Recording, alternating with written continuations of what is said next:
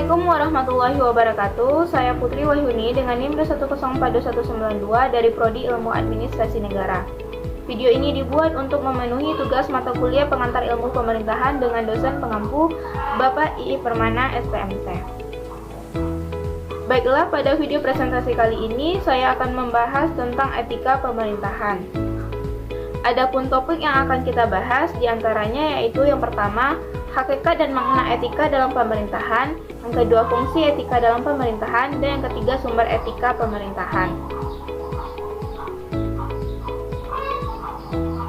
Yang pertama yaitu hakikat dan makna etika dalam pemerintahan.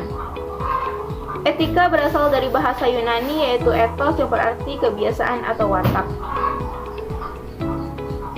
Etika pemerintahan adalah ajaran untuk berperilaku yang baik dan benar sesuai dengan nilai-nilai keutamaan yang berhubungan dengan hakikat manusia.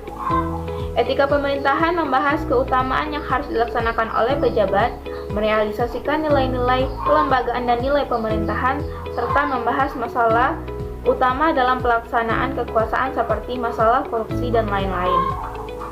Etika bagian dari filsafat. Adapun filsafat pemerintahan yaitu pemikiran mengenai kebenaran yang dilakukan pemerintah dalam kehidupan bernegara. Selanjutnya yaitu makna etika pemerintahan. Etika berkaitan erat dengan tata susila, tata kesopanan dalam kehidupan sehari-hari, baik dalam keluarga, masyarakat, pemerintahan, bangsa, dan negara. Etika berupa etika umum atau etika sosial dan etika khusus atau etika pemerintahan. Dalam kelompok tertentu dikenal dengan etika bidang profesional yaitu kode PNS, kode etik kedokteran, dan lain-lain. Selanjutnya yaitu landasan etika pemerintahan di Indonesia. Yang pertama yaitu falsafah Pancasila dan Konstitusi Undang-Undang 1945. Yang kedua, TAP MPR nomor 11 tahun 1998 tentang penyelenggaraan negara yang bersih dan bebas KKN. Yang ketiga, Undang-Undang nomor 28 1999 tentang penyelenggaraan negara yang bersih dan bebas KKN. Yang keempat, Undang-Undang nomor 43 tahun 1999 tentang perubahan atas Undang-Undang nomor 8 tahun 1974 tentang pokok-pokok kepegawaian. Yang kelima yaitu Undang-Undang nomor 32 tahun 2004 tentang pemerintahan daerah diubah dengan Undang-Undang nomor 3 tahun 2005 dan Undang-Undang nomor 12 tahun 2008 tentang pemerintahan daerah. Dan yang keenam yaitu Peraturan Pemerintah nomor 60 tentang disiplin pegawai negeri.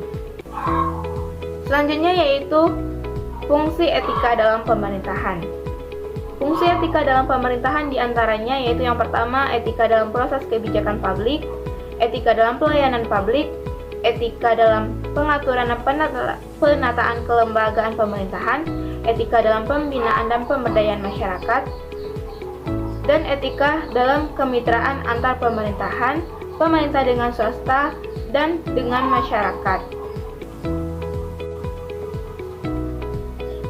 Secara umum, fungsi etika pemerintahan dalam praktek penyelenggaraan pemerintahan ada dua, yaitu yang pertama sebagai acuan, sebagai pedoman, referensi, dan penuntun dalam pelaksanaan tugas-tugas pemerintahan. Yang kedua yaitu sebagai acuan untuk menilai apakah keputusan dan tindakan pejabat pemerintahan itu baik atau buruk. Yang pembahasan yang terakhir yaitu sumber etika pemerintahan. Sumber etika pemerintahan itu dapat berasal dari peraturan perundang-undangan, nilai-nilai keagamaan, nilai-nilai sosial dan budaya yang berasal dari kehidupan kemasyarakatan, serta berasal dari adat kebiasaan yang sejenis.